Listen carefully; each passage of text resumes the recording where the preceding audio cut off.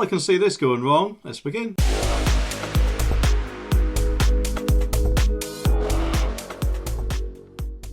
I don't know if it's just me, but it just seems really hard nowadays to buy a house. The last time I personally checked, which admittedly was either in 2018 or 2019, they'd lend me around £65,000 if memory serves, which is probably not even enough for a caravan with a toilet, let alone a house. And the payment would have been something like £450 a month, I think it was, which would be a couple of £100 cheaper than what I pay for rent. So surely that being the case, I can't understand why they can't lend me the equivalent amount for the mortgage payment to match the rent I'm paying, as obviously I budget for that each month, don't I? So surely that would make sense, wouldn't it? I mean, I'm guessing there's probably some sort of pain in the bum regulation standing in the way of that. But with house prices seeming to be rising quicker than Katie Price's debts, something needs to be done at least, so at least some people can get a mortgage. So the government has come up with an idea, and unfortunately it's one that may mean that instead of leaving your children your house or money when you die, all you'll actually be able to leave them is debt. Because as the Sun reports, there is said to be a major change in the mortgage system coming, which will mean that people not only will be able to have a 50-year mortgage, but presumably your children will be able to continue the repayments for you when you die. Oh, hello, son. I've just seen a 50-year mortgage deal for a lovely 10-bedroom mansion, and there'll only be £10 million left over for you to repay. So I hope you can get the overtime shifts at Asda.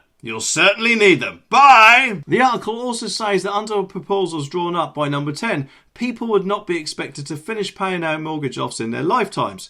Instead, they'll be able to hand over their properties to their children, including the outstanding debt. Boris Johnson last night pledged to find all sorts of creative ways to help people into ownership. And Japan has previously offered 100-year loans to help families pay off the debts together. And asked if he was considering cross-generation mortgages that could be passed between parents and children, the PM replied, yes, certainly. Well, sod it. How about we just have 500-year mortgages? That way our great-great-great-grandchildren will be able to help us. Although I guess we'll just have to remember to let them know when they're born. To be honest though, I think my idea of lending people the amount where their mortgage payment would be equivalent to their rent payment probably actually would be better. But then again, I could be wrong. And if you think their idea is just a little bit stupid, then wait until you see the one in this video, which will mean that 18-year-olds probably will be earning more than you will without even lifting a finger. Anyway, subscribe for more and I'll see you in the next one.